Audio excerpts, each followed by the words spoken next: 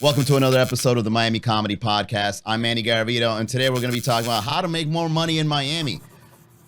By the way, disclaimer, I'm not a financial advisor. This is a comedy page. If you're looking at a comedy page for financial advice, I don't know what to tell you.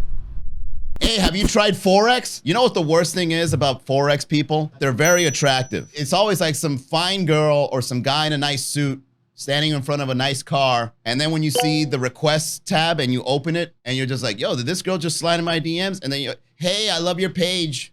Have you heard of Forex trading? Have you ever been curious in making some extra money? My disappointment is immeasurable, and my day is ruined. Instagram blue balls right there. You think some girl slid in your DMs and then they hit you with the Forex. Sex and Forex is a great combination to scam somebody in Miami. Here's another thing. If you start a business in Miami, you got to learn how to name it correctly in order to stand out. Because if your name is like Piero Diaz and you're like Piero Diaz Financial Consulting, no one's going to care about that. But if your business is called Piero Dinero, hey, what's that guy all about? So there's another way to learn how to make money in Miami is to understand how to brand yourself like a Miami person. Give yourself a good trademark name. Title your business correctly that will interest people of Miami to check you out. And that's why we get scammed, because we'd rather give our money to a Piero Dinero than a Piero Diaz Financial Consultant. He made me feel comfortable with his name. He's the kind of guy you'd have a Corona with while you're barbecuing in your backyard. Who would have thought Piero Dinero stole everything from me? Are you guys seeing the pattern here in Miami? Fraud, accidents, health scams, insurance scams, all about the shortcuts. Everyone just wants to get rich quick. Isn't that crazy? The only way to make money is if it happens overnight. Because if I gotta wait 30 years for that, it ain't worth it. I wanna be rich right now. If I'm rich at 68, what's the point? I want loud money, not quiet money. There's a difference between being rich and being wealthy. So being rich is the luxury of having money. You got the clothes, you got the car, you're taking photos in front of the penthouse, right? You got all the people that aren't really your friends taking photos with you. All that shit, right? All about the superficiality of having the money. When you're wealthy, it's all about the money that you haven't spent yet. You own a triplex somewhere in northern Florida in an area no one cares about. You got a Honda that's very low in payments. You got money in the bank. Your retirement money is already set. You got a whole life insurance plan that you're borrowing money from. You go out to Publix, you don't get nothing fancy. Maybe every once in a while you get a little filet mignon here and there. And you don't even go out to eat. You put the filet mignon in the air fryer and you're just like, hey, I'm living good. Let's watch a rerun of some show on Netflix and you call it a night. It's all about the freedom. When you're wealthy, you've got freedom. You don't got to worry about the bills. You don't got to worry about showing off. You got to worry about these girls in Miami. That's wealth. Rich is like, how do I keep showing this off without running out of money?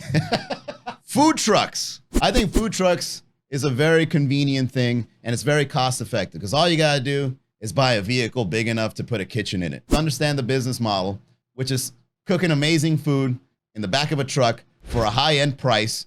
If it's delicious, believe me, people will pay it. Why? Because food trucks are always parked in areas that people are drunk and high in. They know the market. And there's always that one hidden in some gas station, in some alley, probably parked illegally somewhere. That sweet spot. Cook good, raise your prices, and find the sweet spot of where people are out at 3 a.m. looking for something to eat. All right? They're too embarrassed to go inside of an IHOP with those red eyes. They won't even know how to order it in front of a waitress. So instead, you are a professional slurring linguist that understands the needs of your customer. As they approach your food truck, hey, man, let me get you tacos. Bro, I got you. You don't even got to get them what they want. You just got to get them something good enough to be like, this is amazing. Those 3 tacos were $30. Ah, you're good, man. I'll pay it. All right, so another thing you can do to make more money in Miami is to understand that doing illegal things is not the only way to make money in our city. There's legal ways to do it that isn't as dangerous and can be a lot more fun. I think a lot of people are stuck in the mindset that you need to make money as soon as possible in order for you to be wealthy. To think that's the only way to make money in Miami is probably the reason why we aren't making a lot of money in Miami because we're just out there waiting for a big break. It's probably not going to happen. So go out there and understand that in order for you to make some money in Miami, it's going to take a lot of work, a lot of patience. You got to have a plan. But there's some good news. Miami is going through a transition right now that if you were to implement something that's really cool that hasn't been implemented before, Miami will appreciate that because our identity is set. And if you add something to that identity, you could probably make some money doing that because we understand yachts, we understand parties, we understand bars, we understand restaurants, we understand crypto dudes. But what if you did something within that space that no one has done before and they are like, yeah, we love that. Let's include that in our identity. I think Miami has a big, open, spacious opportunity for good ideas to come in. All right, a really good way to make money in Miami is you got to learn how to create good content and then just be an influencer based on that content. Like I said, Miami's a very marketable city. And if your content looks legit, even if you're just lying for 10, even if your videos aren't really like your life or what you do, as long as it looks legit, people just believe it. Let's say you go to a restaurant and you're eating it and you're looking like you're having the time of your life. Like, oh, this is so good. You do stuff like that and then you edit it. It looks clean. You post that video up and people are like, hey, this person's out here living his best life. The next time this person makes a video eating food, I'm gonna keep an eye on it. And once you start creating really good content and people are like listening to you, you then gotta learn how to get into business.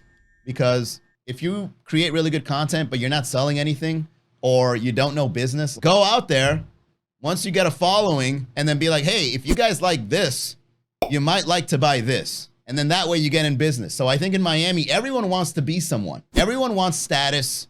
Everyone wants followers. Everyone wants to be like known for something. So if you want to make money in Miami, whatever it is you do, create content off of it and then learn how to sell based off of the content. I think creating good content based on whatever it is you do in your life, whether you're in yoga or you're in fashion or you're a computer nerd and you make a name for yourself, you're more likely to sell something. And another reason why being known on social media can get you more money is because when you have the social status of these numbers and followers, people then want to work with you.